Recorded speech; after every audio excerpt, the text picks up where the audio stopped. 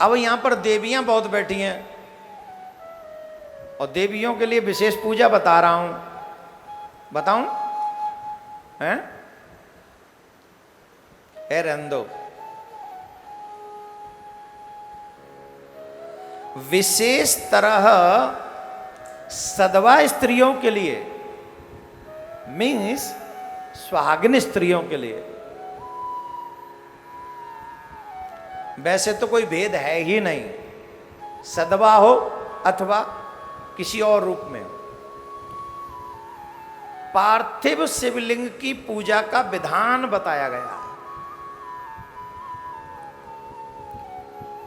जो देवियां पार्थिव शिवलिंग का पूजन करती हैं, जो देवियां पार्थिव शिवलिंग का पूजन करके अभिषेक करती हैं, जिन घरों में पार्थिव शिवलिंग का निर्माण होता है, पूजन होता है, जो देवियां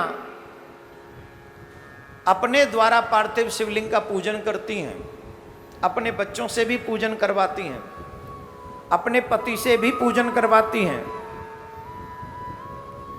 उन्हें एक बात समझ लेनी चाहिए, उनके घरों में कभी भी अकाल मृत्यु से कोई नहीं मरेगा। अकाल मृत्यु से वो नहीं मरता जो पार्थिव शिवलिंग की पूजा करता है। सोचिए ये कितना बड़ा अनुष्ठान यहां पर हो रहा है।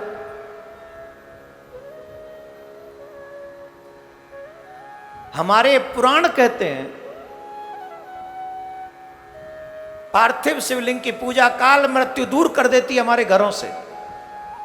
प्रमाण के तौर पे अभी सुभद्रा की कथा मैंने आपको सुनाई, ना उसकी अकाल मृत्यु हुई ना उसके बच्चे की।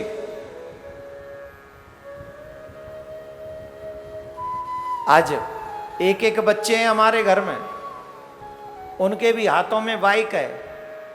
कल मैं यहां से जा रहा था, कथा करके जब गया शाम को, तो एक माई का लाल,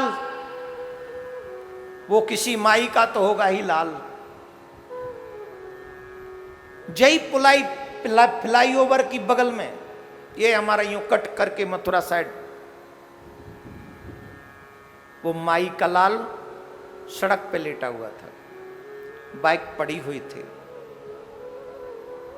एक गलती एक ही है, दूसरी गलती बाइक दे दी, तीसरी गलती संस्कार नहीं दिया, चौथी गलती अपने बच्चों को हमने पूजा विधान में लगाया ही नहीं।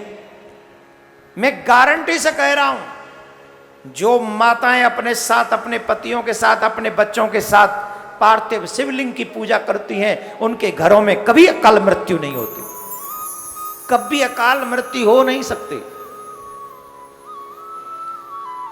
लेकिन परीक्षा लेने के लिए मत करना, ये श्रद्धा से करना।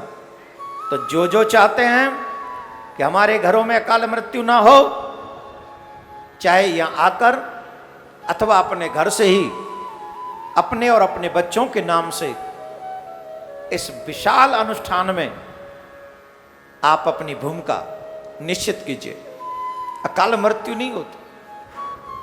और श्रावण मास में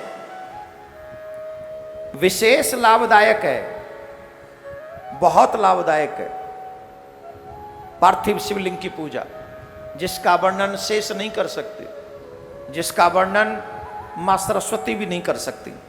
इतने लाभदायक है, अकाल मृत्यु को दूर करने वाली ये पार्थिव शिवलिंग की पूजा है।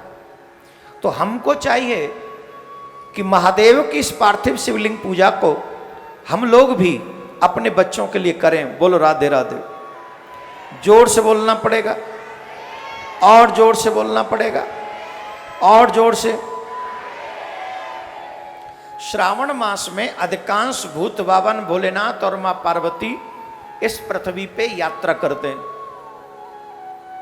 और जब वो अपने भक्तों को देखते हैं अपनी सेवा में लगे